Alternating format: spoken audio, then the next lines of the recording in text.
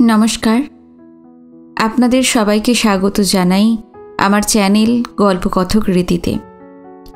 শুরু করছি আজকে একটা নতুন উপন্যাস, বুদ্ধদেব গুহর বিখ্যাত উপন্যাস একটু উষ্ণতার জন্য। আজকে শুনবেন এই উপন্যাসের প্রথম পর্ব।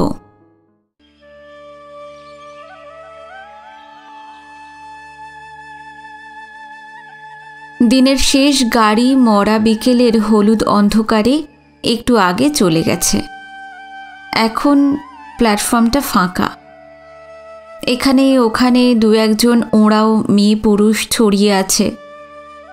কার্নি মেম সাহেবের চায়ের দোকানের ঝাঁপ বন্ধ হয়ে গেছে। আসন্ন সন্ধ্যার অস্তমিত আলোয় প্ল্যাটফর্মের ওপারের শালবনকে এক অদ্ভুত রহস্যময় রঙে রাঙিয়ে দিয়েছে। চারদিক থেকে বেলা শেষের গান শোনা যাচ্ছে। স্টেশনের মাস্টারমশাই বললেন, আপনাকে একটু এগিয়ে দিয়ে আসি। আমি বললাম, কি দরকার? আরে তাতে কি, আপনি এখানের বাসিন্দা তো নন, নতুন এসেছেন। জঙ্গলের পথঘাট ভালো জানা নেই তো আপনার। চলুন চলুন, আমার কোনো কষ্ট হবে না। আর তাছাড়া আমি তো হাঁটতে বেরোতামই, এই বয়সে একটু হাঁটা দরকার। বেশ, তাহলে চলুন। স্টেশন থেকে বেরিয়ে শেঠ মুঙ্গালালের দোকান পেরিয়ে হালুইকরের দোকানের সামনে দিয়ে পোস্ট অফিসের গা ঘেঁষে পেছনের মাঠটায় এসে পড়লাম আমরা। মাঠের ওপারে দীপচাঁদের দোকানের আলো জ্বলে উঠেছে। বেশ অনেকখানি হাঁটতে হবে। মাস্টারমশাই বললেন, তা শরীর কেমন বোধ করছেন আজকাল? এইসব পাকদণ্ডী পথ দিয়ে যাওয়া আসা করা কি আপনার উচিত হচ্ছে? মান্দারের হাসপাতালের সাহেব ডাক্তার তো বললেন যতখানি পারি হেঁটে বেড়াতে। শরীর যে খারাপ হয়েছিল, কখনো বড় অসুখে পড়েছিলাম, এসব কথা একেবারেই ভুলে যেতে। ও তাই বুঝি? তাহলে ভালো। এখানে সব উঁচু নিচু পাহাড়ি রাস্তা তো, তাই বলছিলাম। দেখতে দেখতে আমরা দীপচাঁদের দোকানের সামনে এসে পড়লাম। তারপর একটা ছোট বস্তি পেরিয়ে মোড়ের পোড়ো বাড়ির পাশ কাটিয়ে গ্রামের পাকদণ্ডিতে এলাম। সামনে একটা বড় ঝাঁকড়া মহুয়া গাছ, মাঝে মাঝে পিটিশ এবং ঝাঁটি জঙ্গল। পশ্চিমের পাহাড়ের কাঁধ বরাবর সন্ধ্যা তারাটা উঠেছে। সমস্ত আকাশ সেই একটি তারার আলোয় উজ্জ্বল। হাতের লাঠি ঠকঠক করতে করতে আগে আগে চলতে চলতে মাস্টারমশাই বললেন, আপনি তখন নিশ্চয়ই কিছু মনে করলেন না, কি বলেন? কি ব্যাপারে বলুন তো? ওই যখন আমি ঘোষকে ধমক লাগালাম। ঘোষ মানে শৈলেন ঘোষ? হ্যাঁ হ্যাঁ। না না, মনে করব কেন? আর তাছাড়া আপনাদের নিজেদের মধ্যের কথায় আমার আবার মনে করার কি আছে? না, এই সাওয়াল পাওয়ালগুলোরে শুধরানো যাইব না। যা মাইনা পাইতাছে তাই জায়গা খাইয়া পইরা থাকার পক্ষে যথেষ্ট। অথচ এই সেনজারদের দেখা দেখা ওদেরও কম্পিটিশনে নামন লাগবো। জব্বর জব্বর জামা কাপড়, লটর পটর জুতা, কান ঝালাপালা ট্রানজিস্টার, সবই ওদের চাই। কিছু না হইলে নয়, নাই নাই কইরাই এগো পরানটা গেল। আমি জবাব না দিয়ে চুপ করে থাকলাম। মাস্টারমশাই ফরিদপুরের লোক, কালী ভক্ত, হোমিওপ্যাথি করেন, ব্যাচেলার। চেঞ্জারদের ওপর ওর খুব রাগ। এখানের এই নির্লিপ্ত খুশি জীবনে চেঞ্জাররা এসে চাহিদার জ্বালা জুগিয়ে যায়, এই কথা তিনি প্রায়ই বলেন। এবার সামনে সেই নালাটা এসে গেল। নালাটা পেরিয়ে অনেকখানি খাড়া উঠতে হয়। ও জায়গাটাতে এসে এখনও বুকে বেশ হাঁপ ধরে। এখানে এলে বুঝতে পাই যে এখনও আমি পুরোপুরি ভালো হইনি, এখনও রাজরোগের রেশ আমাকে ছাড়েনি।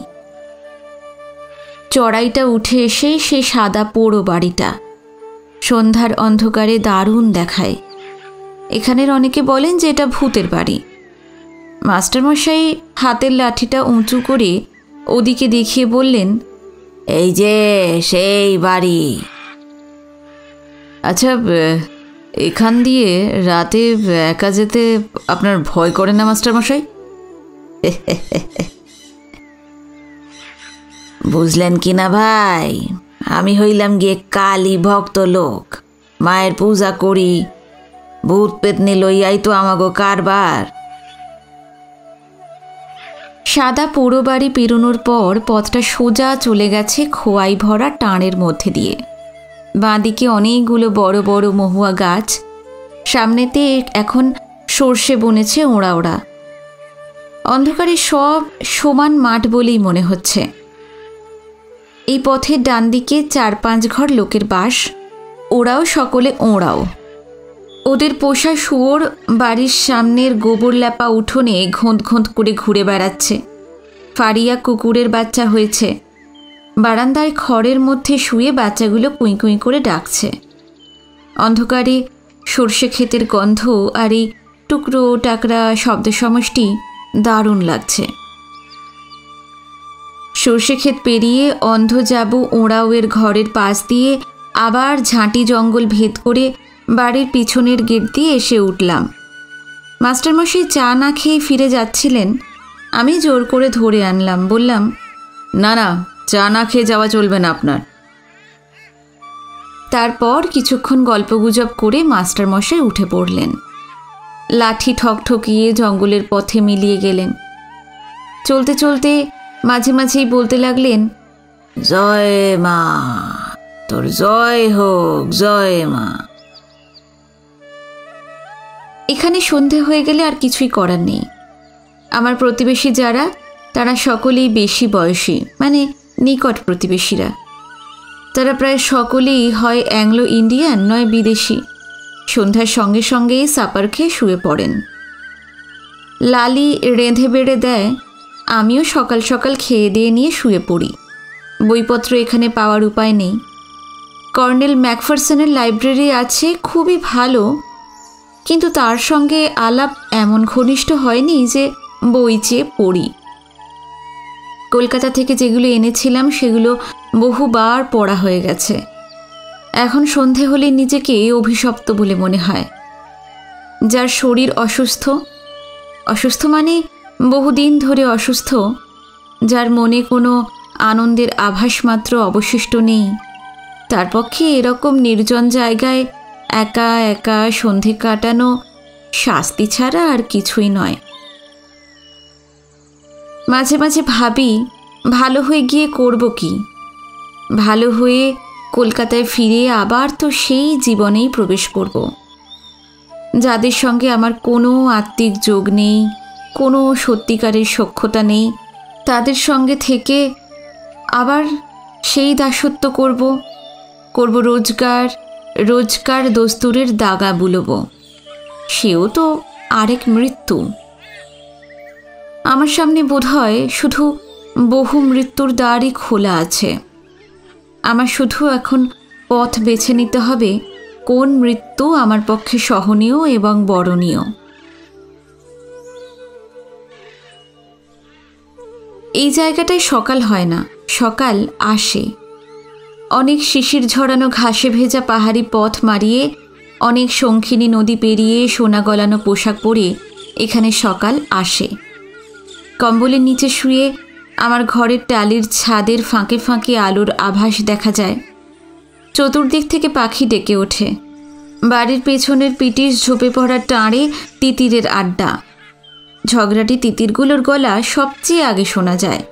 তারপর টিয়া, ঘুঘু, বুলবুলি, টুনটুনি, মৌটুসি, আরও কত রকম পাখি এসে পেয়ারা গাছে, আতা গাছে, ফলসা গাছে, চেরি গাছে, এমনকি বাবুর্চিখানার পাশের কারি পাতা গাছে বসেও ঝাঁপাঝাঁপি করে। সেই প্রচণ্ড সুস্থ এবং আনন্দিত প্রাণতরঙ্গের মধ্যে, দিগবিদিগে শিহরিত ও আলোকিত শব্দ লহরীর মধ্যে এই অসুস্থ আমি চোখ মেলি। শাল গায়ে দিয়ে বাইরে এসে রোদে দাঁড়াই। ম্যাকলাস্কিগঞ্জের প্রতিটি সকাল আমার জন্য যে কি আনন্দের পসরা সাজিয়ে আনে, প্রতিদিন এই ভোরের আলোয় দাঁড়িয়ে পূবের ও পশ্চিমের পাহাড়ের রোঁয়া রোঁয়া সবুজের দিকে তাকিয়ে আমি বাড়ি বাড়ি নিজেকে ভুলে যাই।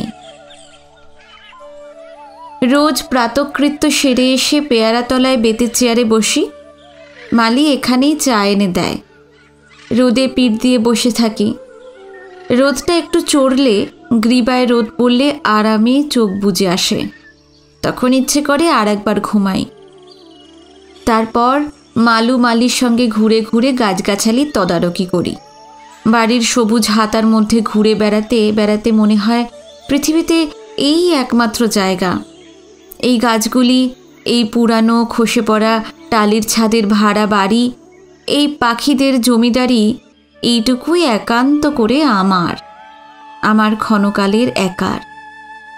এছাড়া আমার জীবনে নিজের বলতে কিছুই নেই, না কোনো জিনিস, না কোনো জন। আম গাছগুলোর তলায় একটা দোলনা টাঙানো আছে। কখনো সখনো সেখানে গিয়ে বসি একা একা। এই দোলনায় যে বা যারা এসে বসলে আমি ভীষণ খুশি হতাম, তারা কেউ আসেনি এখানে, হয়তো আসবেও না। তাদের ভালো লাগে না জঙ্গল, ভালো লাগে না এই জঙ্গলি পরিবেশ, আরও বেশি করে ভালো লাগে না হয়তো আমার সঙ্গ। দোলনায় বসে হল্যান্ড সাহেবের কাছ থেকে চেয়ে আনা বাসি খবরের কাগজ পড়ছি। এমন সময় কুয়োতলার দিক থেকে কাদের যেন একটা গরু ঢুকলো হাতার মধ্যে। ওদিকে মালু বেগুন আর টমেটো লাগিয়েছিল। মালুকে ডাকতেই মালু দৌড়ে গিয়ে তাড়িয়ে দিল গরুটাকে। গরুটা কাটা তারের বেড়া পেরোনোর সঙ্গে সঙ্গে তারের পাশে একটা ছোট ছেলে এসে দাঁড়ালো। মাথায় ঝাঁকড়া ঝাঁকড়া চুল, চিরুনি ও তেল পড়েনি বহু বছর প্রায়। পরনে ছেঁড়া জামা, কোনো প্রমাণ সাইজের ফুল প্যান্ট গুটিয়ে পড়েছে। সমস্ত চেহারার মধ্যে এমন একটা রুক্ষতা যে কি বলবো। এই মালু, এই ছেলেটা কে গো? লাবু বাবু। লাবু বাবু?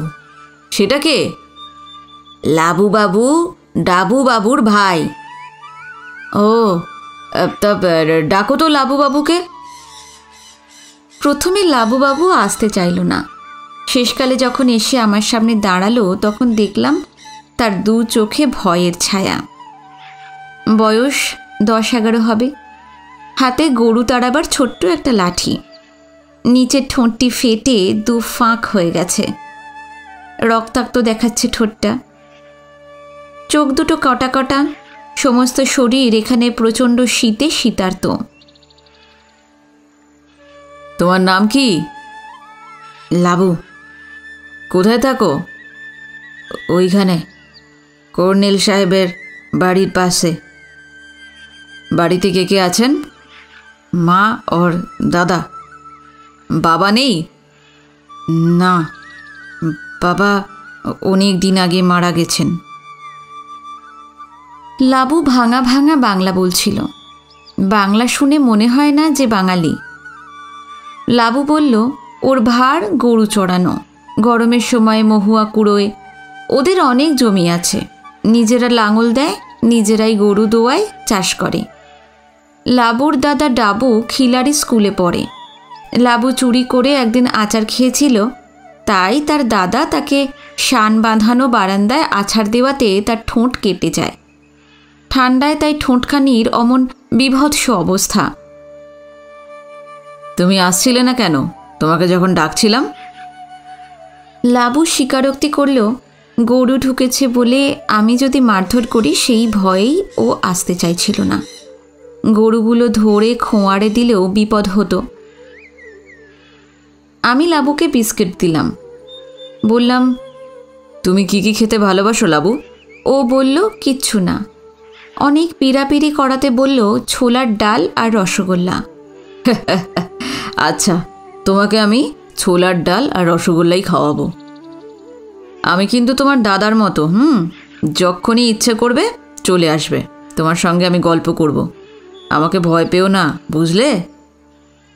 লাবু কথাটা বিশ্বাস করল না। দুই ছেঁড়া পকেটে হাত ঢুকিয়ে দাঁড়িয়ে রইল কিছুক্ষণ। আমার চোখের দিকে এক দৃষ্টে তাকিয়ে তারপর বলল, আসি কেমন। লাবু চলে যাওয়ার পর দুখান মাহাতো কঙ্কা বস্তি থেকে মাটির হাঁড়িতে দুধ নিয়ে এলো। কার্নি মেম সাহেবের লোক কালো টিনের বাক্স মাথায় করে পাউরুটি আর খাস্তা বিস্কিট দিয়ে গেল। কসাই হানিফ, সবজিওয়ালা রহমান সবাই এলো একে একে। রহমান পাকদণ্ডী পথে 11 মাইল পায়ে হেঁটে প্রতি সোমবার শসের হাটে যায়। সেখান থেকে সবজি কিনে বাঁকে করে ম্যাকলাস্কিগঞ্জের বাড়ি বাড়ি সবজি বিক্রি করে। ম্যাকলাস্কিতেও হাট বসে শুক্রবারে হেসালংয়ে। হেসালং, লাপড়া এবং কঙ্কা এই 3টি বস্তি নিয়ে ম্যাকলাস্কিগঞ্জ। আমি যে অঞ্চলে বাড়ি ভাড়া নিয়েছি সেই অঞ্চলের নাম কঙ্কা। স্টেশন, বেশিরভাগ দোকানপাট যেখানে, সেই দিকটার নাম লাপড়া। আর খিলাড়ির দিকের রাস্তার গাঁয়ের নাম হেসালং। হেসালংয়ের বসতির দিকটা ফাঁকা ফাঁকা, জঙ্গল ওই দিকে গভীর নয়। লাপড়ার দিকে তো জঙ্গল নেই বললেই চলে। জঙ্গলের মধ্যে দিয়ে লাল মাটি ও পাথর ভরা যে অসমান পথটা চামার দিকে চলে গেছে, সেই রাস্তার দুপাশে লাল টালির ছাদওয়ালা সব বাংলো। এই বাড়িতে আসতে সেই কাঁচা রাস্তা ছেড়ে আরও ভিতরে ঢুকতে হয়। চতুর্দিকে শাল সেগুনের জঙ্গল আর পিটিশ এবং নানা রকম জংলি ফুল। এখানে এখন একরকম জংলি হলুদ ফুল হয়, সানফ্লাওয়ারের মতো। বাড়ির পিছন দিকটা সেই ফুলে ছেয়ে গেছে একেবারে। হাজার হাজার ফুল পাকদণ্ডী পথটার দুপাশে ভরে আছে। চোখ চাইলে চোখে হলুদ নেশা ধরে। পৃথিবীতে এখনও যে এমন জায়গা আছে যেখানে স্টেশনে নেমে নিজের মাল হাতে করে যার যার বাড়ি হেঁটে আসতে হয়, সে 6 মাইলই হোক কি 4 মাইলই হোক, ভাবা যায় না। এখানে ভাড়ার জন্য কোনো ট্যাক্সি, রিক্সা, গরুর গাড়ি অথবা ঘোড়ার গাড়ি নেই। লালি পেয়ারাতলায় বেতের চেয়ার টেবিল পেতে নাস্তা লাগিয়ে দিয়েছিল। নাস্তা শেষ করে বাড়ির পিছনটা আমি ঘুরে দেখছি। ধনেপাতা আর কাঁচা লঙ্কা লাগানো হয়েছে এদিকে, আদাও আছে। কুয়োতলার পাশে পাশে পুদিনার ঝাড় লেগেছে। এবারে ধান লাগাতে দেরি হয়ে গেছিল নিচু জমিতে, তাই ধান ভালো হয়নি। বৃষ্টিও এবারে খুব কম হয়েছে। কুয়োতলার পাশ দিয়ে পাহাড়ি নালাটা গেছে এঁকে বেঁকে। বাড়ির এই সীমানা, বাড়ির 3 পাশ দিয়ে নালাটা ঘুরে গেছে। আজ থেকে 10 বছর আগে এই নালা দিয়ে প্রতি রাতে বড় বাঘ যাওয়া আসা করত। এখনও হায়না যায়। গরমের দিনে মহুয়ালোভী একলা ভাল্লুকও যায়। আর চুপি চুপি আসে লুমড়িরা। পা টিপে টিপে আসে। পা টিপে টিপে শুকনো পাতা মচমচিয়ে পালিয়ে যায়।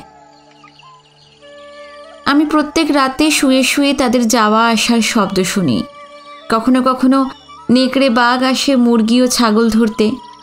দেহাতিরা বলে রাতের বেলা এই নালা দিয়ে ভূতেরাও যাওয়া আসা করে, নানা রকম ভূত।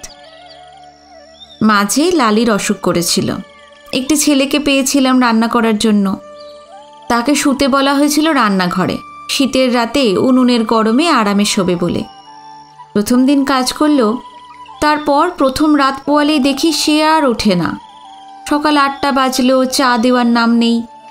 দরজা ধাক্কিয়ে তাকে জাগাতেই সে কাঁদতে আরম্ভ করলো।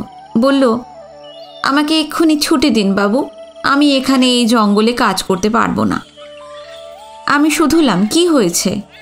সারা রাত ভূতেরা এই নালায় ধমর ধামর করে শুকনো পাতায় নেচেছে আর নানা রকম আওয়াজ করেছে। 100 টাকা মাইনে দিলেও সে কি এখানে চাকরি করবে না। অতএব তাকে তক্ষুনি ছুটি দিতে হয়েছিল। কুয়োর পাশে পাশে অনেকগুলো জংলি জাম এবং আমলকি গাছ গজিয়েছে। একদল টিয়া এসে তাতে ঝাঁপাঝাঁপি করে। আমলকির ডালে বসা টিয়ার ঝাঁকের দিকে আমি তন্ময় হয়ে তাকিয়ে দাঁড়িয়ে আছি। এমন সময় মালু বলল, বাবু খাত আয়া। মালু পোস্ট অফিসে গেছিল খাত আনতে। এখানে কোনো ডাক পিয়ন নেই। সকাল 11টায় যখন গাড়ি আসে আপ ডাউনের, তখন প্রত্যেককেই যেতে হয় পোস্ট অফিসে। পোস্টমাস্টার একে একে নাম পড়ে যান, যে যার চিঠি নিয়ে বাড়ি ফেরে। এখানের হাট এবং পোস্ট অফিস হচ্ছে ক্লাবের মতো, সকলের দেখা হওয়ার জায়গা। খামের চিঠি, হাতের লেখাটা দেখে আমি একটু অবাক হলাম। অবাক নয়, বলা উচিত উত্তেজিত হলাম। এই চিঠি এমন একজন লিখেছে যার কাছ থেকে চিঠি এলে আমার স্বাভাবিক কারণেই উত্তেজিত হবার কথা। চেয়ারে বসে চিঠিটা খুললাম। ছুটি লিখেছে, রাঁচি থেকে। শুকুদা, আপনি নিশ্চয়ই আমার চিঠি পেয়ে অবাক হয়ে যাবেন, কিন্তু অবাক হবার মতো কিছু আছে বলে তো আমি জানি না। বহুদিন হলো আপনার কোনো চিঠি পাই না। কিছুদিন আগে কলকাতায় গেছিলাম, অনেকদিন আপনাকে দেখিনি, তাই খুব দেখতে ইচ্ছে হওয়ায় সমস্ত ঝুঁকি নিয়েই আপনাদের কিয়াতলার বাড়িতে গেছিলাম। বৌদি ছিলেন না। অবশ্য না দেখা হয়ে ভালোই হয়েছে। দেখা হলে আমি খুবই এম্বারেসড ফিল করতাম। যে দোষে আমি দোষী নই, দোষী ছিলাম না কোনো দিনও, সেই দোষের জন্য মনে মনে উনি আমাকে অনেক শাস্তি দিয়েছেন। অবশ্য এই কথাও জানি যে সেই শাস্তির বোঝা বইতে হয়েছে আপনাকে, কখনো প্রতিবাদের সঙ্গে, কখনো বিনা প্রতিবাদে। এমন অসুখ কি করে বাঁধিয়েছিলেন জানি না। ভগবানের দয়ায় আপনার কোনো কিছুরই অভাব ছিল না। নিজেকে সুখী করার সমস্ত রকম উপাদান আপনার মধ্যে ছিল। একজন পুরুষ মানুষ জীবনে যা চাইতে পারে তার সমস্ত কিছুই আপনি পেয়েছিলেন, অথচ তবুও সব জেনে শুনে আপনি এমন নিজেকে নির্দয়ভাবে নিপীড়নের পথ বেছে নিলেন। কার ওপর অভিমানে আপনি এমন করে নিজের প্রতি অযত্ন করে এই অসুখ বাঁধালেন বলুন তো? আপনার সঙ্গে দেখা হলে খুব ঝগড়া করব। আপনাদের বাড়িতে শুনলাম আপনি নাকি আরও মাস 6 ওখানে থাকবেন। আপনার উপর কতখানি রাগ করে আছি তা আমার সঙ্গে দেখা হলে আপনি বুঝবেন। আপনি রাঁচি হয়ে গেলেন, অথচ আমাকে একটা খবর পর্যন্ত দিলেন না। এখানে এতদিন হলো আছেন, রাঁচি থেকে মাত্র 35 মাইল পথ, অথচ আমাকে ওখান থেকেও জানালেন না যাতে একদিন আপনার সঙ্গে দেখা করতে আসতে পারি। আপনি নিজেকে কী ভাবেন আমি জানি না, আপনি আমাকেও কী ভাবেন তাও জানি না। আপনাকে কি আজ মনে করিয়ে দিতে হবে যে আপনার অশান্তি যাতে না বাড়ে, আপনি যাতে বেশি করে দুঃখ না পান, শুধু সেই জন্যই কলকাতার বন্ধু বান্ধবী আত্মীয় স্বজন সব ছেড়ে একজন সদ্য MA পাশ করা অল্প বয়সী অবিবাহিতা মেয়ে একা এখানে চলে এসেছিল? একসময় আপনি আমাকে একদিন না দেখতে পেলে পাগলের মতো করতেন, অথচ আমাকে শুধু একবার চোখের দেখা দেখার জন্য আপনাকে যে কষ্ট ও অনেক সময় অপমানও সহ্য করতে হতো তার কেউ না জানুক, আমি জানতাম। সেই কষ্ট আমার পক্ষে অসহ্য ছিল। আমার প্রতি আপনার এক অদ্ভুত আচ্ছন্ন, আবেগময় এবং মাঝে মাঝে এখন মনে হয় হয়তো অন্তঃশ্বাস শূন্য ভালোবাসার দাম দিতে গিয়ে আমার সমস্ত শখের জীবনটাই প্রায় দিতে বসেছি। অথচ আপনি এমন নিষ্ঠুর যে আমার এত কাছে থেকেও আজ আমাকে একবার দেখতেও ইচ্ছে করলো না, আপনার একবার দেখা দিতেও না। আপনিই বলতেন মেয়েরা ভালোবাসার কিচ্ছু বোঝে না, এমন ভাব করতেন যেন পৃথিবীতে কাউকে ভালোবাসার মানে কি তা একমাত্র আপনিই বুঝতেন। অন্য পুরুষদের কথা আমি জানি না, কিন্তু আপনাকে দেখে যদি ছেলেদের ভালোবাসার সংজ্ঞা স্থির করতে হয় তবে তা সমস্ত পুরুষ জাতির পক্ষে বড় কলঙ্কের হবে। রাঁচির রাতু বাস স্ট্যান্ডে আমি খোঁজ নিয়েছি। বিকেলে ম্যাকলাস্কিগঞ্জের বাস ছাড়ে এখান থেকে, সন্ধ্যের পর সেখানে পৌঁছয়। আপনার বাড়ি আমি চিনি না, শুনেছি খুব জঙ্গলি জায়গায়। এই পর্যন্ত অনেক কিছুই একা একা খুঁজে নিয়েছি, চিনে নিয়েছি, তাই চিনে নিতে পারবো না এমন ভয় নেই। একদিন লক্ষ লোকের মাঝখান থেকে আপনাকে চিনতে যখন ভুল হয়নি, আজ অন্ধকার জঙ্গলে আপনার বাড়ি চিনতেও আমার কষ্ট হবে না। আপনি কেমন আছেন, এখনও কতখানি অসুস্থ আছেন জানতে ভীষণ ইচ্ছে করে। এখনও কি সত্যিই অসুস্থ আছেন? আমি আগামী শনিবার আপনার ওখানে যাচ্ছি। শনিবার রাত ও রবিবার আপনার ওখানে থেকে সোমবার ভোরের বাসে রাঁচি ফিরে আসব। আমাকে আটকে রাখার চেষ্টা করবেন না, সময়ের আগে যেন তাড়িয়েও দেবেন না। আপনাকে বহুদিন বলেছি, যা দিতে পারি সেটুকু দেওয়ার আনন্দ থেকে আমাকে বঞ্চিত করে যা দিতে পারি না তা না দেওয়ার বেদনাকে আর তীব্র করবেন না। আশা করি আপনি আমাকে বুঝবেন। আপনার চোখে আমি কি এবং কতখানি শুধু এই কথাই আপনি বারবার জানিয়েছেন। আপনি কোনো দিন সত্যিকারের আমার চোখে আপনি কি এবং কতখানি তা বোঝেননি এবং বুঝতেও চাননি। আপনার হয়তো অনেক আছে, অনেকে আছে, কিন্তু আমার তো আপনি ছাড়া আর কেউ নেই এত বড় পৃথিবীতে। আপনার মতো করে এই অল্প বয়সের জীবনে আমাকে কেউ ভালোবাসেনি, অমন করে কেউ ভালোবাসতে জানেই না। আমার জীবন থেকে আপনি কিছুদিনের জন্য হারিয়ে গিয়েছিলেন, স্বল্প দিনের জন্য। যার সামান্যই থাকে সেই অসামান্যটুকু হারানোর দুঃখ যে কি তা আমার মতো করে আর কেউই জানেনি। সোমবারে আমি ক্যাজুয়াল লিভ নেব, ধীরে সুস্থে রাঁচি ফিরলেই হবে। আমি আসছি এই খবর শুনে আপনার শরীর নিশ্চয়ই বেশি অসুস্থ হবে না। অসুস্থ হলেও আমার কিছু করার নেই। আপনি বরাবরই স্বার্থপর। নিজের সুখের জন্য চিরদিন আপনি অন্যকে দুঃখী করেছেন, অথচ কোনোদিন অন্য কারোর দুঃখের খোঁজও রাখেননি। আমি জানি আপনি নিশ্চয়ই এখন ভালো আছেন। আপনাকে ভালো থাকতেই হবে। আমি যতদিন বেঁচে থাকব, যতদিন আমার নিঃশ্বাস পড়বে, ততদিন আপনার কোনো রকম ক্ষতি আমি হতে দেব না। পৃথিবীতে এমন কোনো শক্তি নেই যা আপনার ক্ষতি করবে। ইতি, আপনার অনাদরের ভুলে যাওয়া ছুটি। চিঠিটা পড়া শেষ করে ভাঁজ করে রাখলাম। বারবার পড়লাম। চোখের কোনা দুটো কেন যেন ভিজে এলো, বোধহয় অসুস্থ শরীরের জন্য। এই শরীর এই আবেগ সহ্য করার শক্তি রাখে না। এই রকমই কি হয়? যেদিন আমি একজনকে ভীষণভাবে চেয়েছিলাম, তার শরীর, তার মন, তার সব কিছু, তার সমস্ত, সেদিন সে লজ্জা ভরে নুইয়েছিল। ভালো লাগায় লজ্জাবতী লতার মতো কেঁপেছিল শুধু। আমার বেহিসাবি পৌরুষের কোনো দানই গ্রহণ করার জন্য সে প্রস্তুত ছিল না। সব সময় সে ভয় মরত, এই বুঝি অন্যায় করে ফেলল নিজের কাছে, নিজের বিবেকের কাছে, নিজের পরিবারের মর্যাদার কাছে, রমার কাছে। পাছে সে কাউকে ঠকায়, অনুক্ষণ সেই আশঙ্কায় সে চুপ করে থাকত। মুখে আর চোখে সবসময় বলতো না না না। আমার সমস্ত উদ্দাম অবুঝ আবেগের উত্তরে তখন সব সময় সে নিজেকে নিজের সংস্কারের মধ্যে লুকিয়ে রাখত।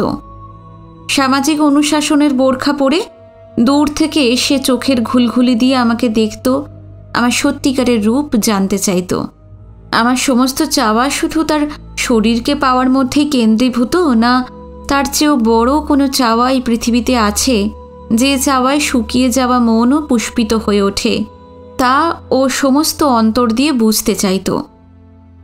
এত দিন পরে, এত বছর পরে আজ বুঝি আমার ছুটি, আমার অনেক দিনের ছুটি, আমার মতো করেই বুঝেছে যে জীবনে কেউ কাউকে ঠকাতে পারে না, কেউ কাউকে কিছু দিতেও পারে না। যা পাবার, যা দেবার, তা একমাত্র নিজেকেই পেয়ে ও দিয়ে ধন্য বা অধন্য হতে হয়। সে আনন্দ বা দুঃখ শুধু তারই, তার একার। সেই ন্যায় বা অন্যায়ের পাওনা এবং প্রায়শ্চিত্ত শুধু তার নিজেরই। তা যদি নাই বা হবে, তবে আজ ছুটি কেন এমন করে চিঠি লেখে?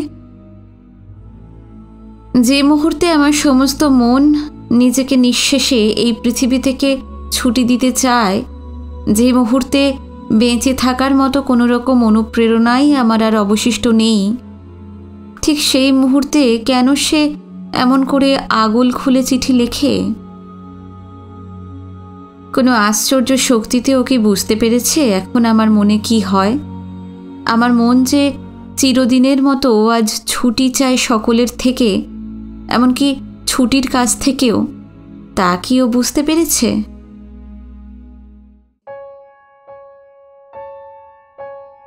কাল রাতে একটা আশ্চর্য ব্যাপার ঘটেছিল। রাত কত তা মনে পড়ে না, বোধহয় 12টা-13টা হবে। শীতের রাতে এই জঙ্গলে তা অনেক রাত। হঠাৎ আমার ঘরের পাশে কার পায়ের আওয়াজে আমার ঘুম ভেঙে গেল। কান খাড়া করে শুনলাম শিশির ভেজা পাতার উপরে কোনো লোকের অসাবধানী পায়ের শব্দ। বিছানা ছেড়ে উঠে যথাসম্ভব কম শব্দ করে দরজা খুলে বাইরে টর্চ ফেললাম শব্দ লক্ষ্য করে। দেখলাম একজন অসম্ভব লম্বা কালো কুচকুচে লোক অন্ধকারে দাঁড়িয়ে আছে। পায়ে বুট জুতো, খাকি হাফ প্যান্ট, গায়ে গরম কালো কোট। লোকটা নিশ্চল দাঁড়িয়ে আছে, দু হাত বুকের উপর আড়াআড়ি করে রেখে। লোকটার কাছে গিয়ে মুখে টর্চ ফেললাম, শুধুলাম, তুম কন হো? সে বলল, ফরেস্টের লোক। এত রাতে এখানে কি করছো? মালুকে ডাকতে এসেছিলাম। এত রাতে? হ্যাঁ, একটু দরকার ছিল।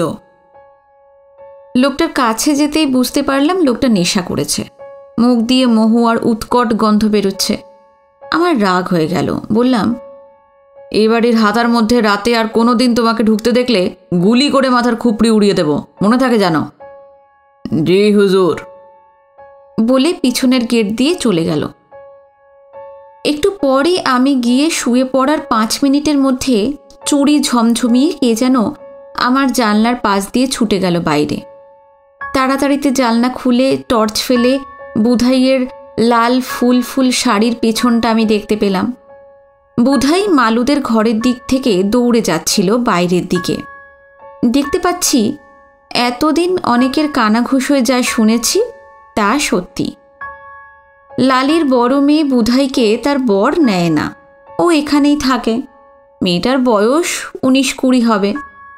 সারা গায়ে যৌবন উপচে পড়ছে, তবে চোখ মুখ থ্যাবড়া থ্যাবড়া, খুব ভালো স্বাস্থ্য। এমনিতে খুবই হাসি খুশি মেয়েটা। যখনই হাটের দিনে হাটে যায় দেখি রঙিন চুড়ি পরে, রূপোর গয়নায় সাজে, মুখে চুল তেল চুঁইয়ে চুঁইয়ে পড়ে। মেয়েটা ধীরে ধীরে কিছু করতে পারে না। হাঁটতে বললে দৌড়ে যায়, দৌড়তে বললে ওড়ে। প্রাণ উপচে পড়ছে সব সময় ওর শরীর থেকে। সেই মেয়েটার নাকি স্বভাব ভালো না। এখানের সাহেব প্রতিবেশীদের মধ্যে কেউ কেউ আমাকে আগে থাকতেই সাবধান করে দিয়েছিলেন, বলেছিলেন চোখ রাখতে। আমার নিজের চোখ, নিজের যা একান্ত সব জিনিস বা জন ছিল, তাদেরই পারল না চোখে চোখে রাখতে, তাই এত দূরের বা পরের জিনিসে চোখ রাখার প্রয়োজন বলে মনে করিনি। এখন দেখছি নিজের বাড়ির হাতায় আসর বসিয়েছে এরা। আমার ঘুম চটে গেল। ভাবতে লাগলাম, বাবা মাই বা কেমন? চোখের সামনে মেয়েটাকে যা খুশি তাই করতে দিচ্ছে। মা বাবার মত ছাড়া এমন হয়? মালুটা বোকা, ওকে লালি চালায়। লালির বয়স 45 মতো, মুখ মিষ্টি, ধূর্ত মেয়ে। যৌবনে নিজেও কি করেছে বলা মুশকিল। তবে মালু আমার দেবতা। দোষের মধ্যে হাটের দিনে একটু নেশা করে ফেলে, এছাড়া মালুর কোনো দোষ নেই। মালু একজন খাঁটি, সৎ, সরল ওঁড়াও। সংসারের মারপ্যাঁচ ঘোঁতঘাত ও বোঝে না। ওর মুখ দেখলেই বোঝা যায় ও অনেক মার খেয়েছে তাবৎ সংসারের কাছে। আজ এত রাতে আর কিছু করার নেই। কাল সকালে এই ব্যাপারের একটা ফয়সালা করতে হবে। কোনো আদিমতম জানোয়ারের কামড় খেয়ে এই শীতের রাতে ফরেস্ট অফিসের বেয়ারা মৌসুমি কুকুরের মতো পাকদণ্ডি বেয়ে মহুয়া খেয়ে অন্ধকার সাঁতরে চলে আসে কেন, তা বুঝতে পারি। কিন্তু এই অঞ্চলে শুনতে পাই অনেক চেঞ্জার বাবুরাও নাকি এমনিভাবে মৌসুমি কুকুরের মতন ঘোরেন ফেরেন। জানি না তারা কি পান। একটা অচেনা অজানা মনহীন শরীর ঘেঁটে ঘেঁটে ওরা কি খোঁজেন জানি না। এপাশ ওপাশ করি, কিছুতেই আর ঘুম আসতে চায় না। বস্তিতে কারা যেন মাদল বাজিয়ে এক টানা দোলানি সুরের ঘুম পাড়ানি গান গেয়ে চলেছে। মাঝে মাঝে অনেক দূরের রেললাইন থেকে ঘন জঙ্গলের মধ্যে দিয়ে শীতের রাতের ডিজেল ইঞ্জিন এক টানা ভারী আওয়াজ তুলে, সেই আওয়াজ অন্ধকার পাহাড়ে বনে প্রতিধ্বনিত করে চলে যাচ্ছে। আবার সব আওয়াজ থেমে গেলে চারদিক থেকে শুধু ঝিঁঝির একটানা ঝিঁঝি রব এবং পাতা থেকে শিশির পড়ার ফিসফিসানিতেই সমস্ত রাত ভরে যাচ্ছে। ফাদার মার্টিনের বাড়ির জোড়া অ্যালসেশিয়ান ঘেউ ঘেউ করে ডেকে ওঠে। দূর থেকে সেই ডাকও ভেসে আসে। নালার দিক থেকে একটা খাপু পাখি হঠাৎ ডাকতে শুরু করলো, খাপু খাপু খাপু খাপু। খাপু পাখির ডাক শেষ হলে মিসেস ডাগানের বাড়ির দিক থেকে একটা টিটি পাখি টিটিরিটি টিটিরিটি করতে করতে এই বাড়ির দিকে উড়ে আসতে লাগলো। টিটি পাখিটা কিছু দেখেছে নাকি? কোনো জানোয়ার, কোনো লোককে এই রাতের পথে চলাফেরা করতে দেখল নাকি? নাকি সেই লোকটাকেই দেখেছে যাকে এখানের অনেক লোকই দেখেছেন? লোকটির পরনে কালো ট্রাউজার এবং কালো শার্ট। দূর থেকে কাঁচা রাস্তা ধরে লোকটিকে আসতে দেখা যায়। তারপর কাছে এলেই সে মুহূর্তের মধ্যেই অদৃশ্য হয়ে যায়। মিস্টার পটার দেখেছেন তাকে। একদিন মিস্টার অ্যান্ড মিসেস অ্যালেনও দেখেছেন। এই পরিবেশে, নির্জনতায় এখানে সব কিছুই থাকা ও দেখা সম্ভব। চামার মোড়ে কিছুদিন আগে কারা যেন অত্যাচারী সুদখোর ব্যবসায়ীকে খুন করে তার মৃতদেহ গাছ থেকে ঝুলিয়ে রেখেছিল। সেই বিভৎস মৃতদেহের কথা মনে পড়ে। মনে পড়ে গভীর রাতে একলা চলা ডুলি রেঞ্জের বড় বাঘের কথা। সেই পথে এখন গেলে তাকে দেখা যেতে পারে। শিশিরের হাত থেকে বাঁচার জন্য সে হয়তো পথের উপর নরম ধুলোয় লম্বা হয়ে শুয়ে আছে। অথবা সেই হাতির দলের কথা, যারা পালামৌর স্যাংচুয়ারি থেকে মাঝে মাঝেই চলে আসে এই চামার রাস্তায়, সুঁড় উঁচিয়ে পথ জুড়ে দাঁড়ায়। আবার মনে পড়ে যায় টিবি হসপিটালে আমার পাশের বেডের 17 বছরের ছেলেটির জানালা দিয়ে ঝাঁপিয়ে পড়ে আত্মহত্যা করার কথা। পুরো হাসপাতালের কেউ জানল না কেন অমন ফুটফুটে ছেলেটা আত্মহত্যা করল। অথচ সে নিজেকে এমন হঠাৎ করে নিভিয়ে দিল অসময়ে ফোঁ দিয়ে। তার কারণটা তো একটা নিশ্চয়ই ছিল। অথচ কেউ জানল না কারণটা, জানতে চাইল না পর্যন্ত। এমন এমন সব হঠাৎ ঘুম ভাঙা রাতে পিস্তলের নলটা কপালের কাছে লাগিয়ে আমিও ভাবি, যখন অমনি করে হঠাৎ যাওয়ার মতো কোনো সুন্দর চাঁদনি রাতে ফুলের গন্ধের মধ্যে, রাতচরা পাখির ডাকের মধ্যে, রূপলি রাতের ঝুমঝুমিয়ে বেজে ওঠা সমস্ত শব্দ তরঙ্গের মধ্যে এখানে একদিন নিজেকে নিবিয়ে দেব। সেদিন এবং তারপর একজনও কি জানবে, জানতে চাইবে কেন হঠাৎ আমি নিবে গেলাম? আসলে কেউই জানবে না, কেউই কাঁদবে না, কেউ ভাববে না। হাসপাতালের সেই অখ্যাত তরুণের জন্য রোজ সকালে গোলাপের পাপড়ি থেকে ঝরে পড়া শান্ত ও শীতল শবনমের জন্য কেই বা কোন দিন কেঁদেছে। তবুও যেতে হবে, চলে যেতে হবে, আজ কিংবা কাল। নিজের হাতে নিজেকে খেয়া পার করাতেই হবে। যে হাতে পিস্তল ধরা থাকবে সেই হাতেই একজনের নরম হাত ধরার স্বপ্ন নিয়ে দুটি চোখ বুঁজে আসবে। এই ম্যাকলাস্কিগঞ্জে পাখি ডাকবে, ফুল ঝরে পড়বে, শুকনো পাতা উড়বে চৈতি হাওয়ায়, মহুয়া আর করঞ্জের গন্ধে ভারী হয়ে থাকবে সমস্ত প্রকৃতি। আর এই দ্বন্দ্ব ও দ্বিধায় ক্লিষ্ট, বঞ্চিত ও ব্যথিত হৃদয়ের একজন চিরনিদ্রায় ঘুমিয়ে থাকবে।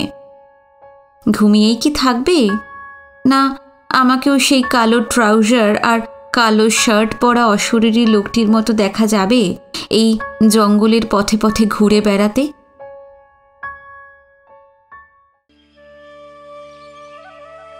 কাল এক পশলা বৃষ্টি হয়েছিল দুপুরের দিকে। তারপর থেকে ভীষণ ঠান্ডা পড়েছে। আজ আকাশ পরিষ্কার হয়ে যাবার পরই ঠান্ডার প্রকোপ বেড়েছে। কনকনে একটা হাওয়া বইছে উত্তর থেকে।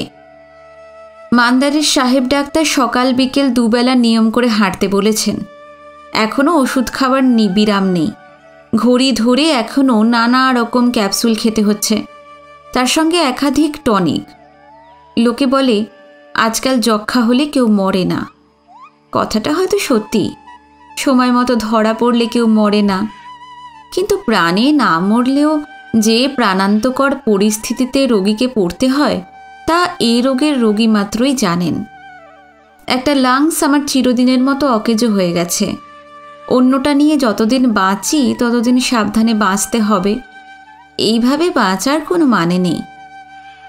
আমি এমন কোনো লোক নই যে আমার বেঁচে থাকার জন্যে যে কোনো মূল্য দিয়ে বাঁচতে হবে।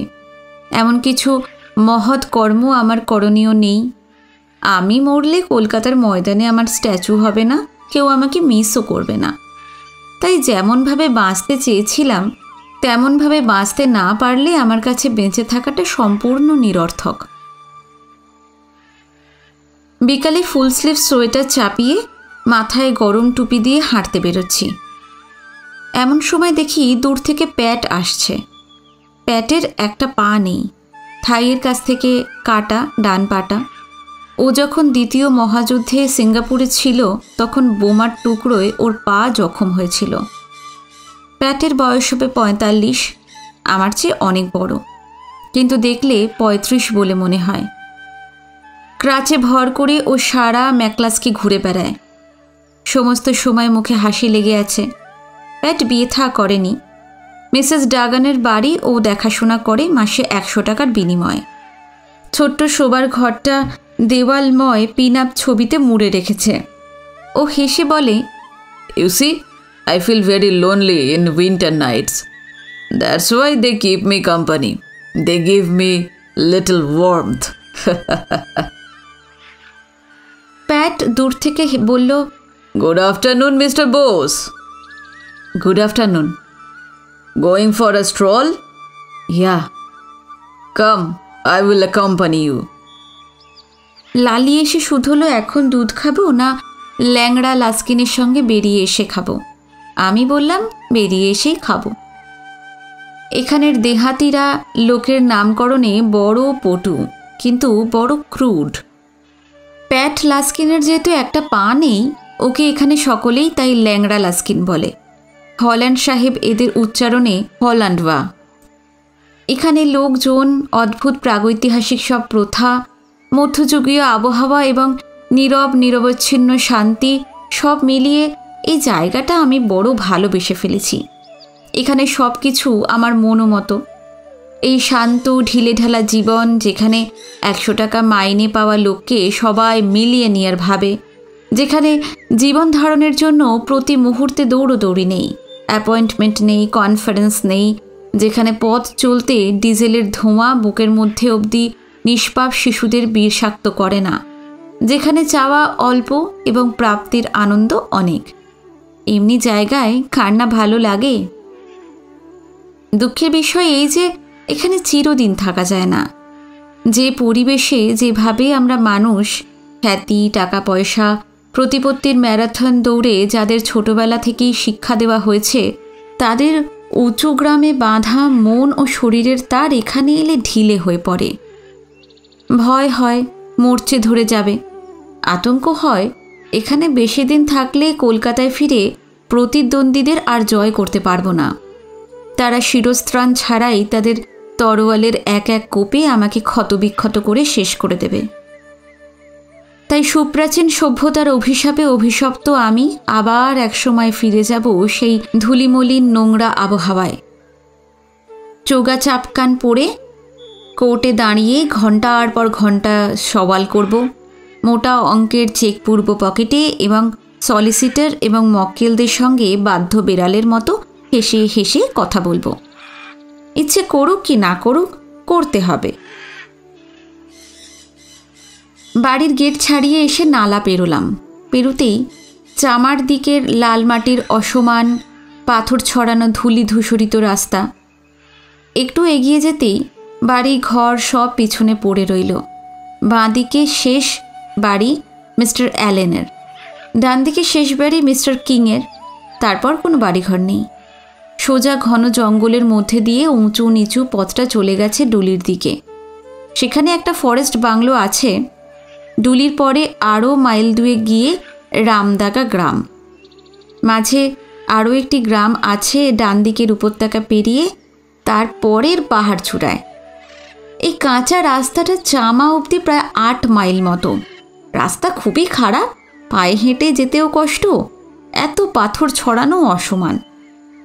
দুদিক থেকে তিতির ডাক ছিল ক্রমাগত। নাকটা পাহাড়ের আড়ালে সূর্য অস্ত যাচ্ছিল। লাল বিধুর আভা ছড়িয়ে পড়ছিল আকাশময়। একটা শুকনো ঠান্ডা ভাব চারদিক থেকে উঠছে।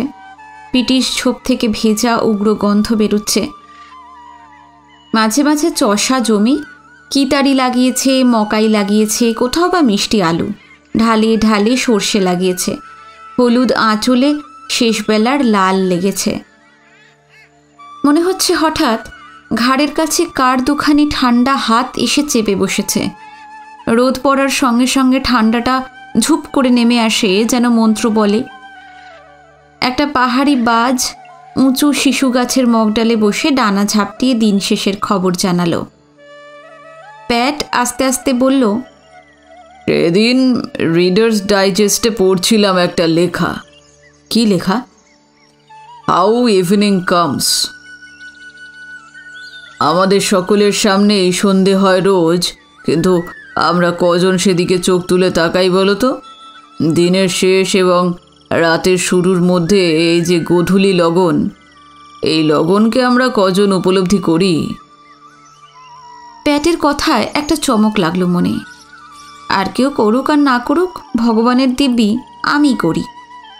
জঙ্গল পাহাড়ের পরিবেশে সন্ধ্যা লগ্নে দাঁড়িয়ে নাক ভরে আসন্ন হিমের রাতের গন্ধ নিতে নিতে পশ্চিম আকাশের শেষ ফিকে গোলাপি রঙের আভার দিকে চোখ মেলে আমার বারে বারে মনে হয় যে আমি যেন এখানেই জন্মেছিলাম কোনো কালে।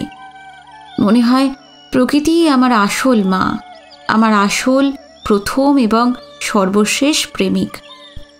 হয়তো অনেক নারী এসেছে, চলে গেছে, অথবা আছে এখনও আমার জীবনে। তারা সকলেই জংলি হলুদ সানফ্লাওয়ারের মতো, বেগনে রঙা প্রজাপতির মতো, ঘুঘুর কবনস বুকের মতো, কিন্তু তারা এই প্রকৃতিরই টুকরো মাত্র। তারা খণ্ড এবং প্রকৃতি তাদের সমষ্টি। প্যাট আগে আগে হাঁটছিল।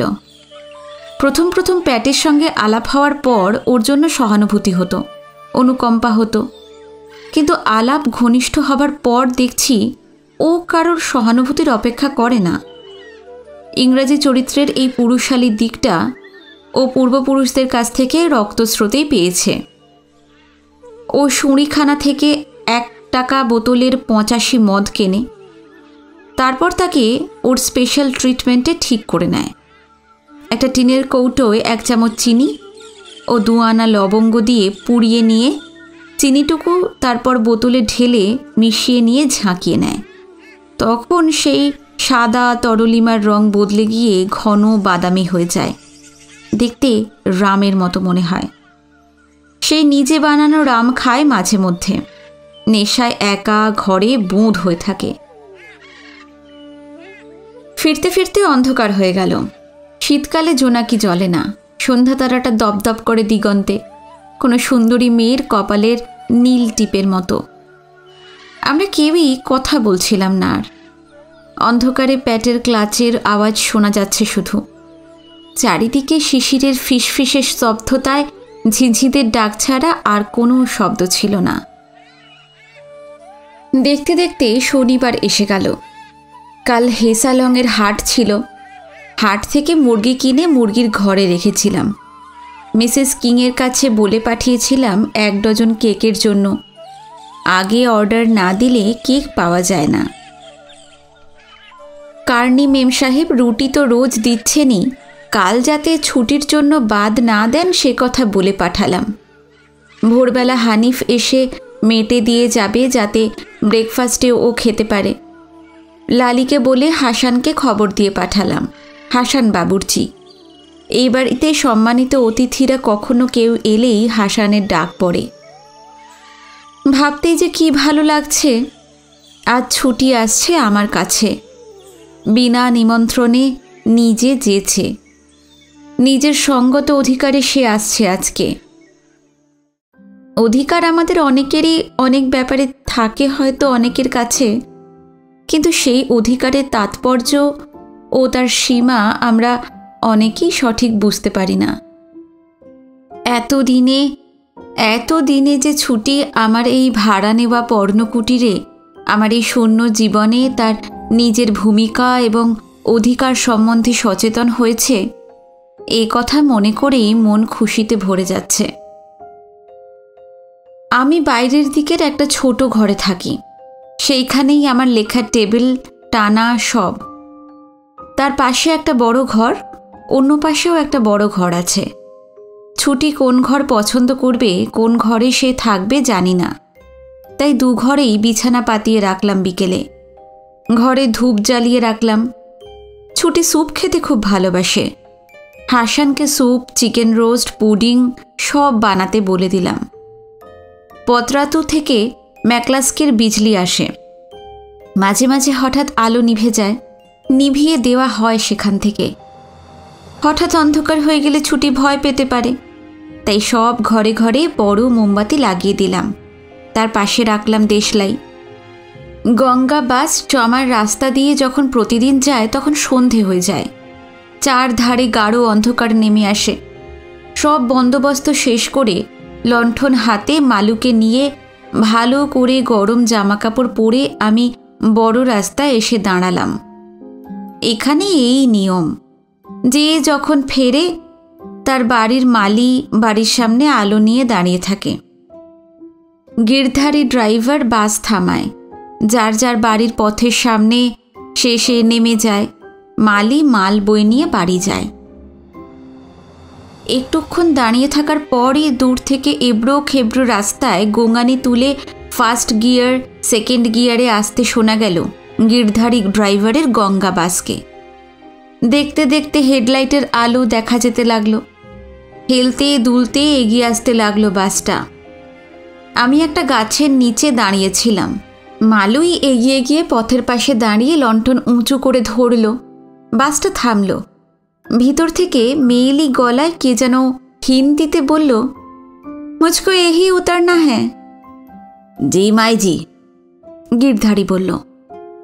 বাসটা দাঁড়িয়ে একটা অতিকায় জানোয়ারের মতো ঘর ঘর করে নিঃশ্বাস নিতে লাগলো। এক্সস্ট পাইপের ধোঁয়ার গন্ধে পিটিশ ফুলের গন্ধ মুছেই গেল। পেছনের দরজা দিয়ে ছুটি নামল। কতদিন পর ছুটিকে দেখলাম আমি, কতদিন পরে। একটা হালকা সবুজ সিল্কের শাড়ি পরেছে, গায়ে সাদা বুটি তোলা শাল, পায়ে চটি। কন্ডাক্টর একটা ছোট সুটকেস হাত বাড়িয়ে দিল। মালু সেটাকে নিতে নিতেই ছুটি বলল, তুমি কে? বাংলায় বলাতে মালু বুঝতে পারল না। মালু আঙুল তুলে বলল, বাবু ওয়া পার হ্যায়। বাবু ইহা তাক আয়া? ছুটি অবাক গলায় বলল। তারপর ওরা দুজন তাড়াতাড়ি আমার দিকে এগিয়ে আসতে লাগলো। বাসটা চলে গেছিল। লণ্ঠনের আলোয় চারিদিকের অন্ধকার আরও ভারী হয়েছিল। ছুটি আমার কাছে এসে একবারে আমার সামনে দাঁড়ালো। অনেকক্ষণ আমার মুখের দিকে সেই লালচে অন্ধকারে তাকিয়ে রইল। তারপর বলল, কেমন আছেন? কেমন আছেন আপনি এখন? কাউকে দেখলেই যে কারোর এত ভালো লাগতে পারে, সমস্ত সত্তা হাওয়া লাগা সজনে ফুলের ডালের মতো দুলে উঠতে পারে, তা ছুটিকে দেখতে পেয়েই নতুন করে মনে হলো। ছুটির গলায় শুনলে, ওর চোখে তাকালে, ওর কাছে দাঁড়ালে কেন আমি এতখানি খুশি হই, কেন হই আমি কিছুতেই বুঝতে পারিনি কোনোদিনও। আজকে আমি যে কত খুশি, কি যে সুখী, আমি কাউকে বলে বোঝাতে পারবো না।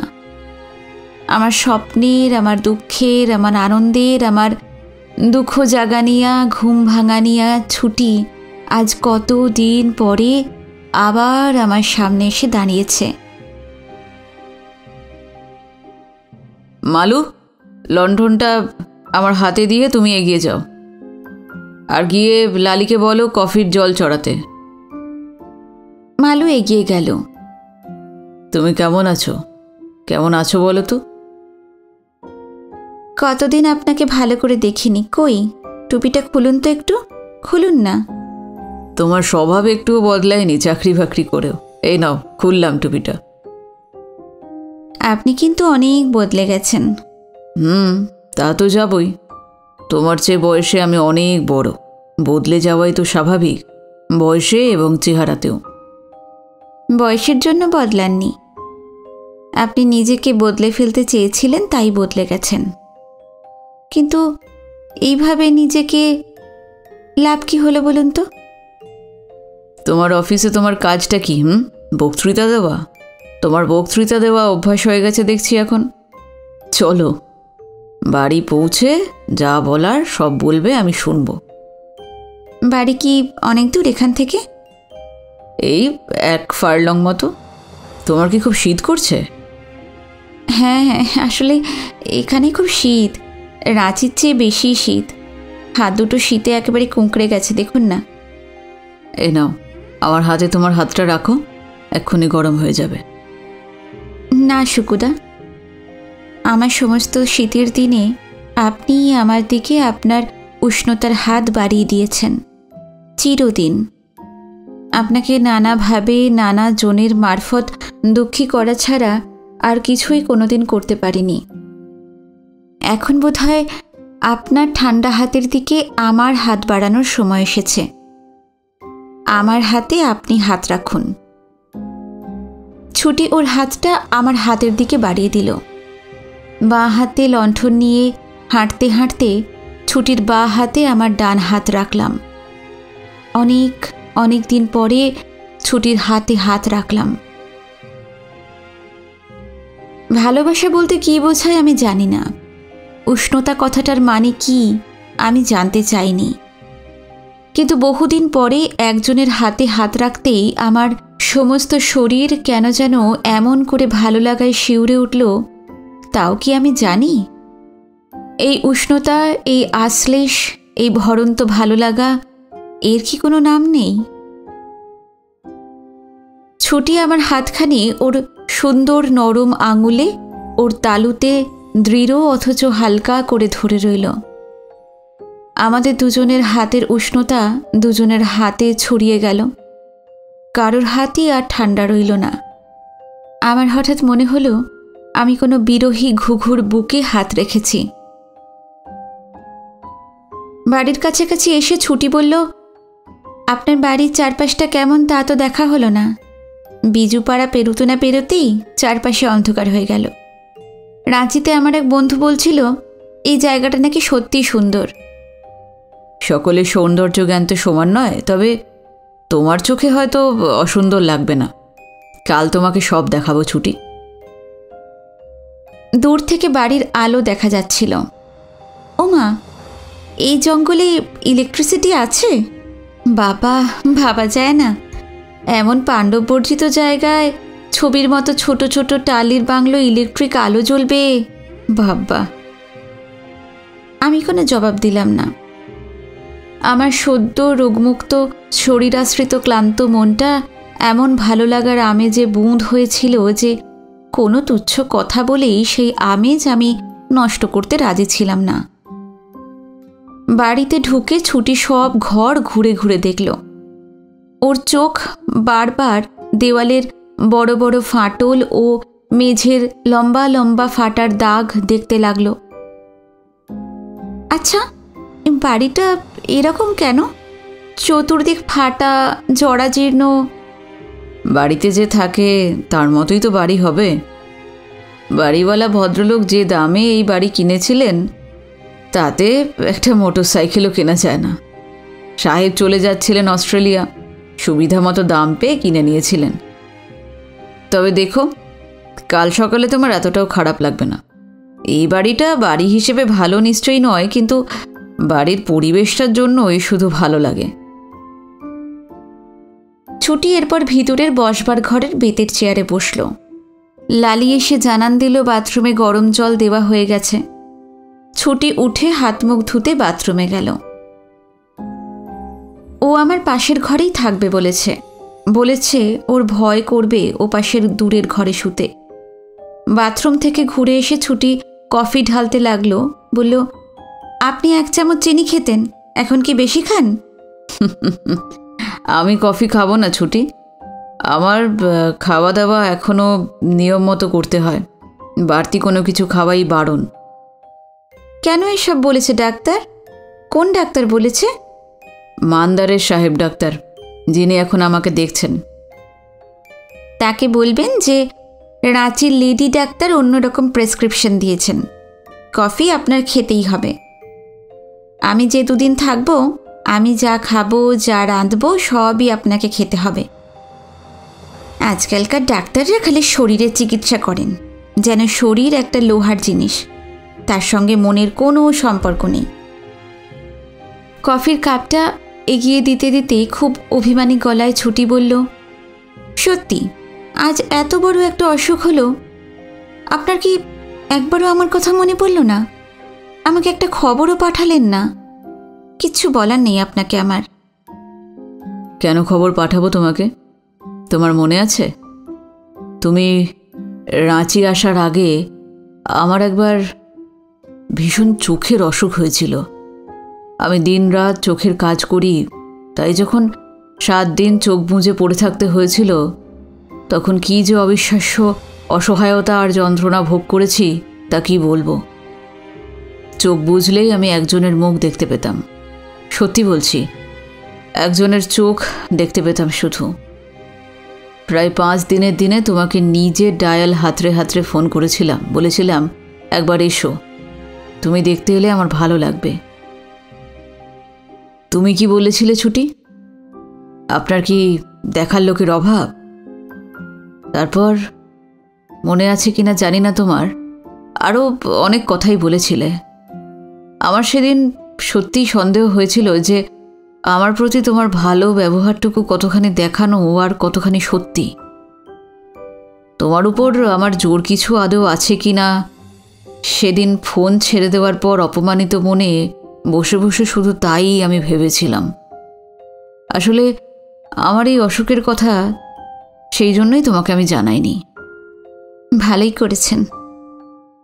আমি তো ভাবছি কাল ভোরের বাসেই রাঁচি চলে যাব। তাহলে যেই ভদ্রলোকের নিজের অধিকার এবং নিজের সঙ্গে অন্যের সম্পর্ক সম্বন্ধে কোনো স্পষ্ট ধারণা নেই, তার সঙ্গে এই ফাঁকা বাড়িতে একজন অবিবাহিতা মেয়ের থাকাটা ভালো দেখায় না। আমাদের দুজনের মধ্যে সম্পর্ক যদি এতই পলকা হয় যে অভিমানের বশে কেউ কাউকে কোনো কথা বললে তাতেই সম্পর্ক শেষ হয়ে যেতে বসে, তাহলে জানতে হবে সম্পর্কটা এখনো যথেষ্ট পাকা হয়নি। আমি কোনো জবাব দিলাম না। পেয়ালা ধরা ওর হাতের উপর আমার হাত রাখলাম। ও কোনো কথা বলল না, দুঃখিত মুখে বন্ধ দরজার দিকে চেয়ে রইল। কফি খাওয়া শেষ করে ছুটি বলল, ও আমি তো ভুলে গেছিলাম, আপনার জন্য একটা জিনিস এনেছি। বলেই ও ওর ঘরে চলে গেল। ফিরে এলো একটা পলিথিনের ব্যাগ নিয়ে।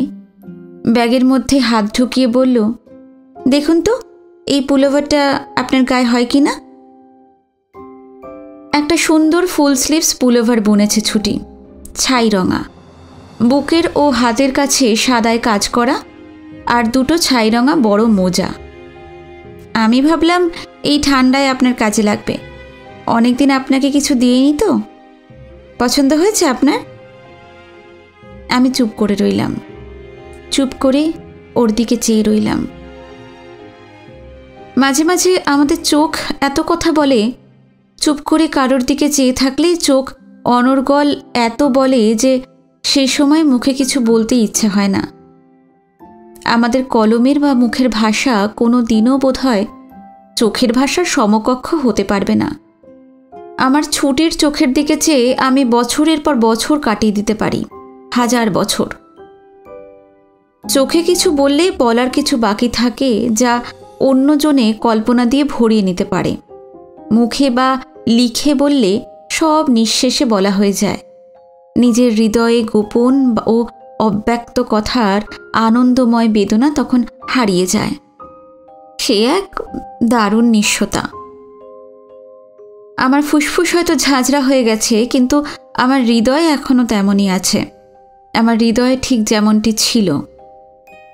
আমার ছুটি আমার চোখের সামনে থাকলে আমার হৃদয় এখনও তেমন ঝুমঝুমিয়ে বাজে। তখন আমার একটুও মরতে ইচ্ছে করে না। যেদিন নিশ্চিতভাবে জানবো যে ও আমার কাছে নেই, এমনকি আমার হৃদয়ের কাছেও নেই এবং থাকবে না। জানবো ও অন্য কারোর হয়ে গেছে, অথবা অন্য কারোরই না হয়ে ও কেবল ও নিজেরই হয়ে গেছে, সেদিন আর আমার বাঁচার কোনো তাগিদ থাকবে না।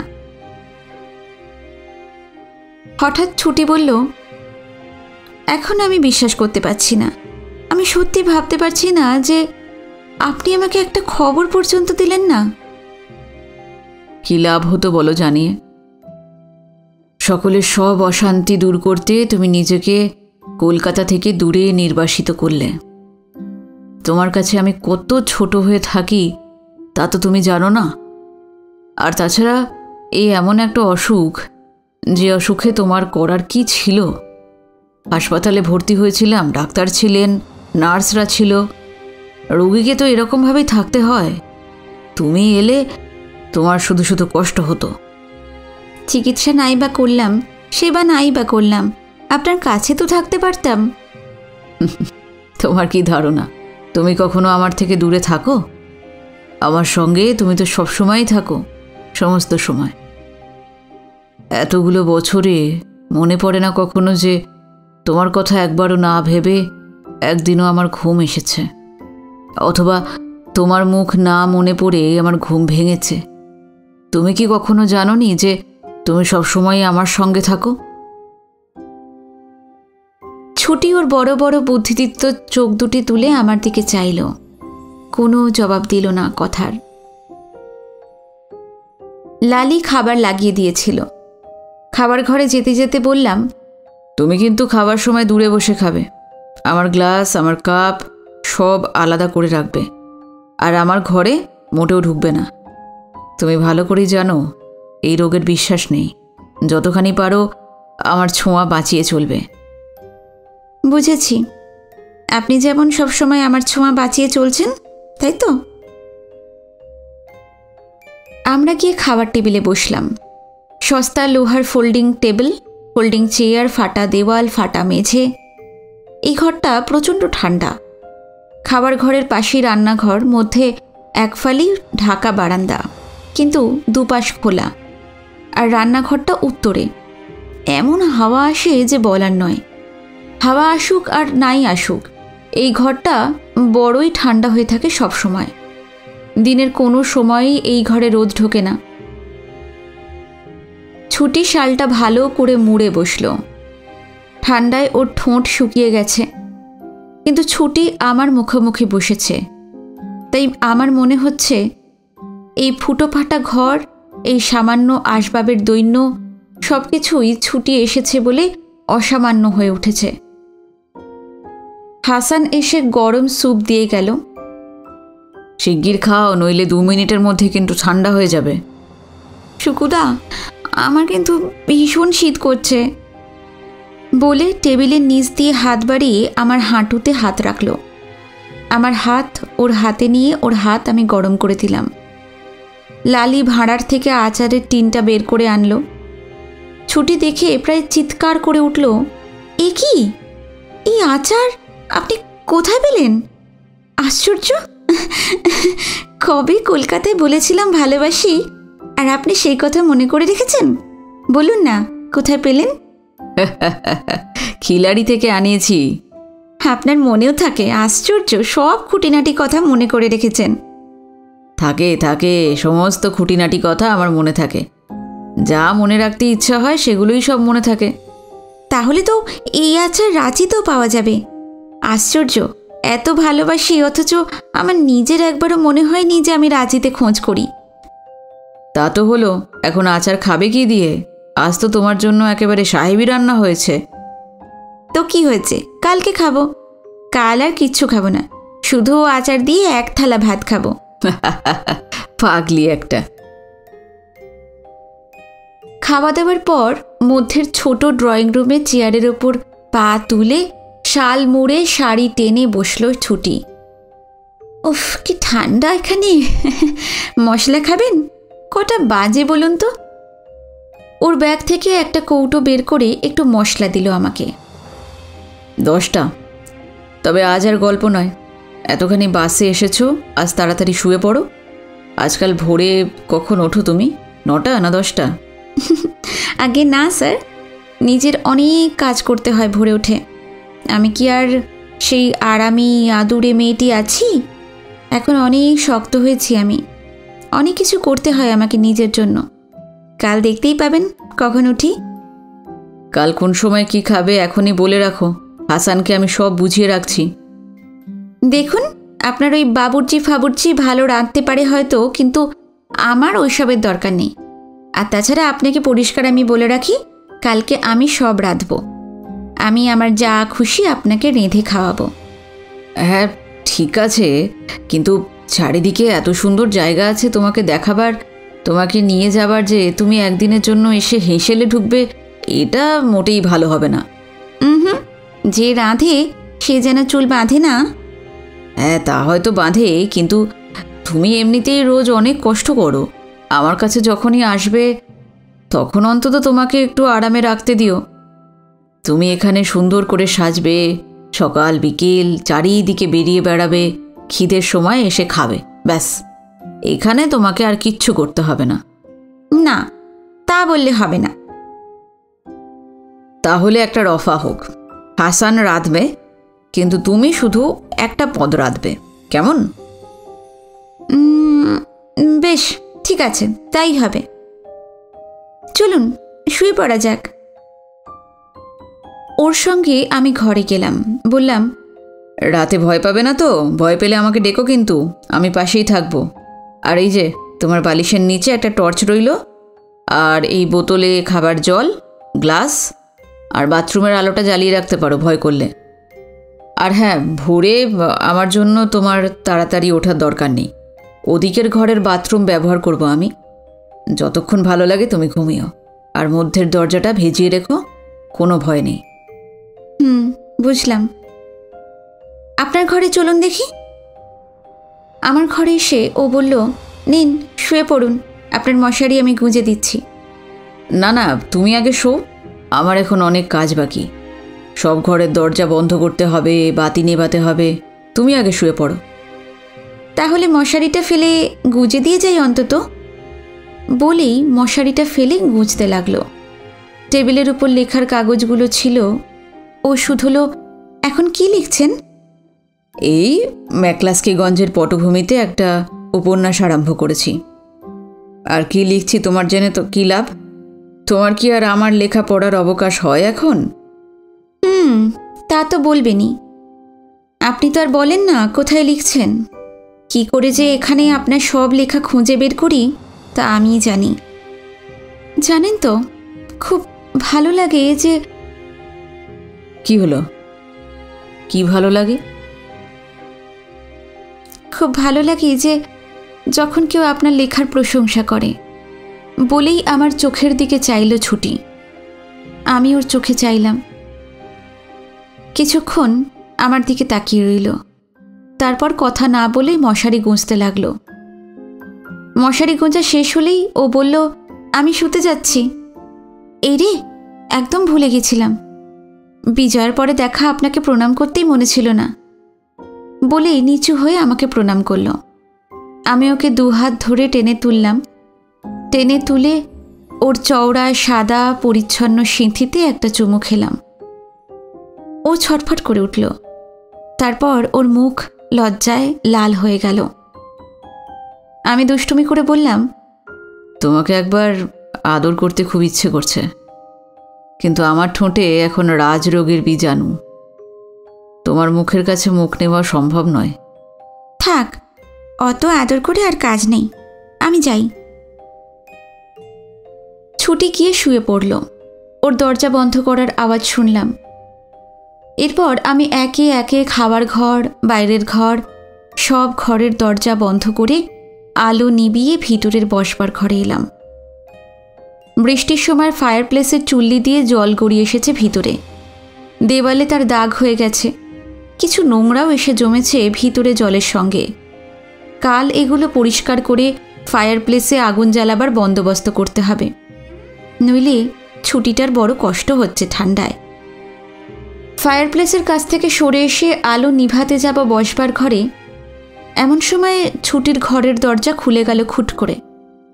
দেখি ছুটি দাঁড়িয়ে আছে, একটা কমলা রঙের কটসুলের নাইটি পরে, মুখে ক্রিম লাগিয়েছে, দুটি বিনুনি করেছে। ওকে এখন ভীষণ বাচ্চা বাচ্চা লাগছে। ওর লালচে ফর্সা রঙে ওকে মনে হচ্ছে কোনো রেড ইন্ডিয়ান মেয়ে। আমি শুধুলাম, কি হলো, ঘুমোওনি?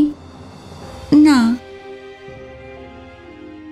ওর চোখ দেখে মনে হচ্ছে ও চাইছে, ভীষণ চাইছে। এই দারুণ শীতের কুঁকড়ে যাওয়া রাতে আমি একটু ওর কাছে যাই, এটাই ও চাইছে। ওর সঙ্গে আমি ওর ঘরে গেলাম, ওকে বুকের মধ্যে জড়িয়ে ধরলাম।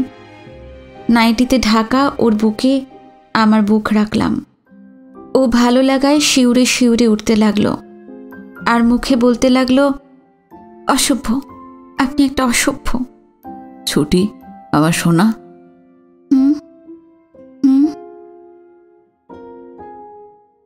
আর কোনো কথা হলো না। ও আমাকে আশ্রয় করে, আমাতে নির্ভর করে, আমার শক্ত বুকে ওর নরম লাজুক উষ্ণ বুকের ভার লাঘব করে আমার সারা গায়ের সঙ্গে লেপ্টে রইল। আমি ওর পিঠে হাত বুলিয়ে বললাম, সোনা, আমার ছুটি, এবার ঘুমোতে যাও। না। ছুটি, এরকম করলে আমি ভীষণ কষ্ট পাবো। আমার খুব খারাপ অসুখ ছুটি, তুমি এরকম করো না। না, আপনাকে যদি আর কখনো এমন করে না পাই। এত বছর তো সকলেই মিথ্যা মিথ্যি দোষী করলো আমাকে, আপনাকে। অপবাদ যখন মাথা পেতে সহ্যই করব, তবে নিজেদের ঠকাবো কেন? কার জন্য ঠকাবো? আমাদের সকলে ঠকাবে, আর আমরা কেন অন্যদের ঠকাবার আগে এতবার ভাববো? আমি ওকে আস্তে আস্তে বিছানায় বসিয়ে দিলাম। বললাম, আমাকে তোমাকে ঠকায় এমন কোনো শক্তি তো পৃথিবীতে নেই। তোমার শরীরটাকে এই মুহূর্তে পেলেই কি ওদের উপর আমার জয় হবে ছুটি?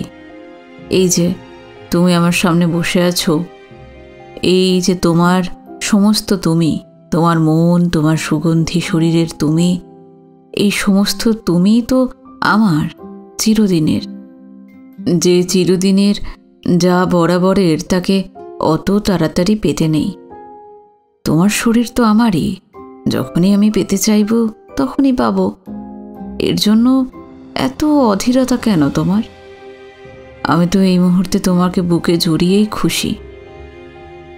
তুমি তুমি কেন ভুলে যাচ্ছ ছুটি? আমার অসুখ এখনো সারেনি। আমি তো জেনে শুনে তোমার প্রতি অবিচার করতে পারি না। আচ্ছা শুকুদা, আমার মন হয়তো আপনার, কিন্তু শরীরটা সম্বন্ধে অত নিঃসন্দেহ হবেন না।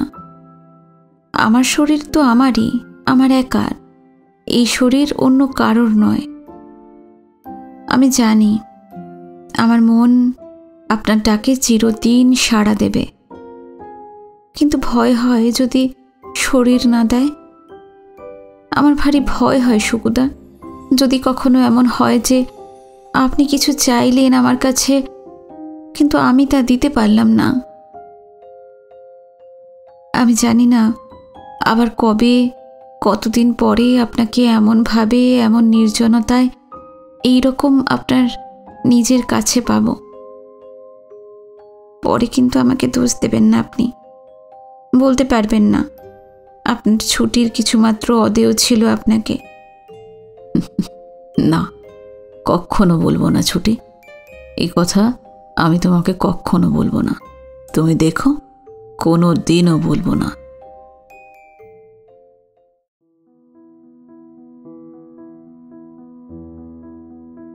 একটু উষ্ণতার জন্য উপন্যাসের প্রথম পর্ব আজকে এখানে শেষ করলাম। আশা করি ভালো লেগেছে। ভালো লাগলে কমেন্টে অবশ্যই জানাবেন। যারা নতুন এসেছেন, গল্প পাঠ ভালো লাগলে অবশ্যই চ্যানেলটি সাবস্ক্রাইব করে রাখবেন, যাতে পরের পর্ব যখন আপলোড করব আমি আপনাদের কাছে নোটিফিকেশন পৌঁছে যায়। আজকে এই পর্যন্তই। দ্বিতীয় পর্ব নিয়ে খুব শিগগিরই ফিরে আসছি। নমস্কার, সবাই ভালো থাকবেন।